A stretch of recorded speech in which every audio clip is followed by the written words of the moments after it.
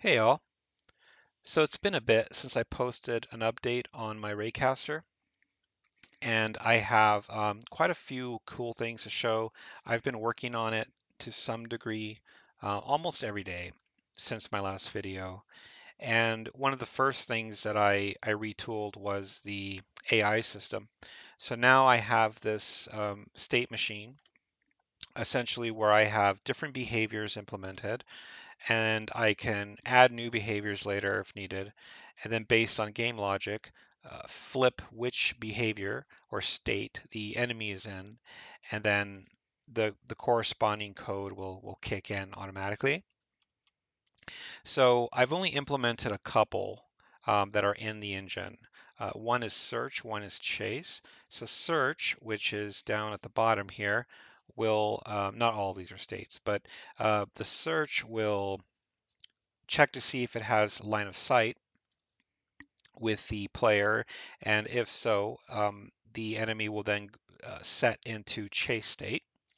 Chase state, which is right above here, is pretty simple in that all it's doing is checking, comparing X positions and comparing Y positions, and then adjusting accordingly to get to you. So in the past, I worked on a project for the 3DO. It was a Rodent's Revenge clone, and in that I created an A-star pathfinding algorithm to so that a cat, there are cats and a mouse in the game, so the cats would always find a way to get to you no matter what the maze looked like. But in this case, I try to keep it simple so that I'm not using too much processing. I don't have to worry about storing all the node graph data to calculate a path. So it's pretty simple, but I think it's going to work out. If it doesn't end up working out the way I hope, then I can create maybe some other states to kind of balance things out. But for now, the chase state is pretty simple. If you have like a complex scene or obstacles, the enemy won't be able to get to you. Um, by the way, at the end of this video, I'm going to show kind of everything in action, but I just kind of wanted to talk through some of the updates first. I did create, which I thought was pretty interesting, I did create a algorithm that I was initially going to use for the Raycaster, which is a maze follower algorithm. What it does is the enemy would basically follow, every time it encounters an intersection, it'll either go left or right and remain consistent, and then eventually it will get to, it will make its rounds. And so at first I thought I would use this if the enemy couldn't get to you, or if maybe you got too far and it's just going to enter into this wandering state. But I ended up just not using this because I didn't want enemies to just start roaming around with the chance of never encountering you. But anyway, maybe I'll use this in a future project. It's pretty cool. But so after I retooled the I also changed how I do all my drawing. So when I was first prototyping stuff, throwing stuff together, I wasn't thinking too much about optimization. And so all my sprites were drawn using one call, and then like my HUD was drawn using a call, and then the weapon was drawn using a different call. I consolidated all of that. So the drawing pipeline it chains everything together, and I only have to draw cells, call the draw cells function once, and everything that you see on the screen is handled with that single call. So that was a bit of optimization that I did. I also reworked the controls. So the controls now have a bit better velocity logic in. So let me just go there really quick. So the rotation and the translation have velocity tied to it, and this helps to kind of pinpoint your aim a bit, so that if you're trying to move the gun left or right, it doesn't just like shoot off past the enemy. So that was improved a bit. I also created a attack type for enemies. So now enemies can have melee attacks, or they can have ranged attacks. And I added a new enemy type that I'm going to show you in a second. let me just skip over to the struct for the enemy profile. So the enemy profile is what the enemies now use or reference. So for right now, each enemy profile can define the sound index or sound IDs when they see you, when they get hurt, when they're being destroyed, when they attack, a flag to control whether or not they're ranged. And the AI logic that I showed earlier will automatically deal with ranged and melee. So that's pretty cool. And then their velocity, how quickly they move. So this is pretty cool. I'll show you that in a second. I also updated my sound effects code. So before, because I was prototyping stuff, I was loading the sounds during the initialization of my sound effects subsystem.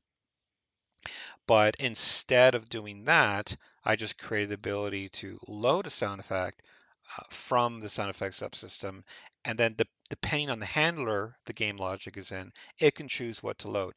So for example, if you're in the startup screen and you want a little sound whenever maybe an option is selected, that handler can load a sound for that and then do the cleanup before entering the play state or the play handler, and then the play handler can load all the sound effects it needs. So um, in the play code, let's see here. Yeah, so now the play code is loading all the sounds it needs. So I cleaned that up. And something that took a lot of time that wasn't even programming related was the creation of my new weapons. So I created some new weapons that I digitized. I ordered the props off of Etsy. So if we go in my little temporary workshop folder here, this was the shotgun that I'm now using. And it's all plastic. I use it to capture all the images. And this is the pistol that I'm now using. So it's like a Beretta. Pretty cool, all plastic. It was like some cosplay gear, which worked perfectly. This is what the full frames look like for pistol without yet accommodating for how small they need to be. This is just kind of like, I took all the pictures and cut them out, put them together. Um, Here's the shotgun, all the shotgun frames that I took, and then I had to scale them down, to like this level for the engine. But I thought that looks pretty cool.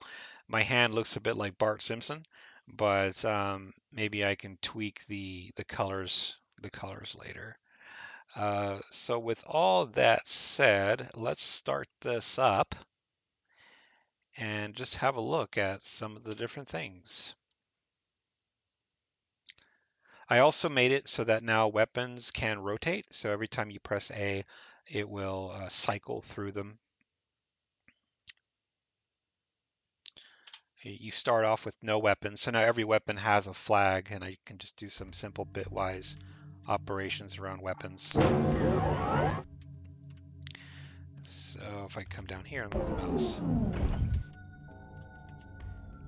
So there's my little Beretta. Doesn't look too bad. By the way, full disclosure, I'm not using my own sprites for the enemies yet. I have 2 enemies in here.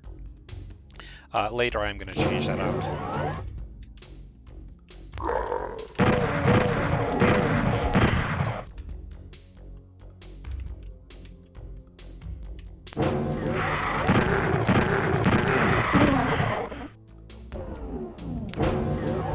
So that was the melee monster. Oh. My shoddy.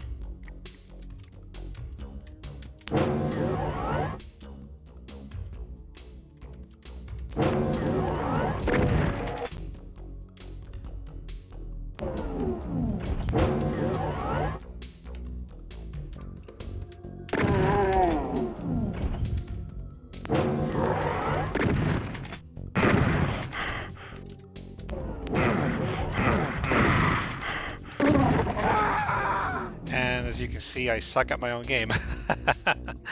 But yeah, I mean it's all working pretty well, I think. Let me just show you. the updates I made to the level editor really quick. Let's see here. So if I load up the level you just looked at, so here it is.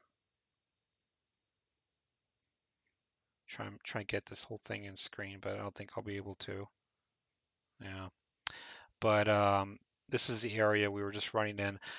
E1 and E2, this represents monsters or enemies. The reason why I named them E1, E2 is so that later this could be more generic. So for example, if you wanted to create a new monster type, then all you need to do is create the graphics, create the sounds, um, set up the profile so that the engine will know um, the behavior, what to, whether or not it's ranged or melee, etc. And so I try to keep that a bit generic, but you can see the weapon pickups there, which is a new type. I also cleaned up the interface a little bit. So if you right click, now things are better organized. So here are the game objects. I'm calling them game objects now. And then you have your monsters or enemies, and then you have all the items. So these are things that you can pick up, and static are just, ambient type things. They don't do anything. But I hope you enjoyed this. I'm going to start reworking the HUD system now, and there are some other things that I'm going to clean up. I'm starting to work on maybe putting my own story together, and then start creating my own graphics for everything. And then I'm also thinking about adding some maybe some more mechanics. So I was thinking about a certain type of item. Maybe you pick it up, and then maybe there's something you read, and like a journal or whatever. Then it closes. That way you can have more of like an interactive experience, and maybe you can have a story that you piece together, so it's not just all running and shooting. But I hope you enjoyed this, and thanks for watching.